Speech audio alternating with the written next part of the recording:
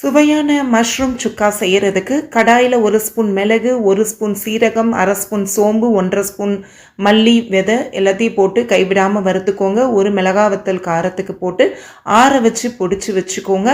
கடாயில் நல்லெண்ணெய் ஊற்றி 2 பெரிய வெங்காயத்தை பொடியாக நறுக்கி போட்டுட்டு 1 ஸ்பூன் இஞ்சி பூண்டு பேஸ்ட் போட்டுட்டு அதில் காளான 3 முறை நல்லா கழுவி சுத்தம் பண்ணியிருக்கிறத நான் டிஃப்ரெண்ட்டாக இருக்கட்டுமேனு முழுசாக இறக்கியிருக்கேன்.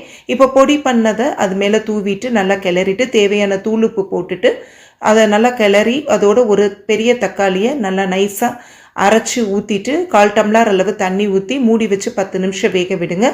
திரும்ப திறந்து அதை நல்லா கிளறிட்டு உப்பு உரப்பு வேணும்னா சரி பார்த்து போட்டுக்கோங்க. அடுத்து திரும்பவும் மூடி வச்சு 10 நிமிஷம் வேக வச்சுட்டு ஃப்ளேவருக்காக கடைசி ஒரு பச்சை மிளகாவை கீறி போட்டுட்டு கருவேப்பிலை மல்லி தூவி இறக்கிடுங்க.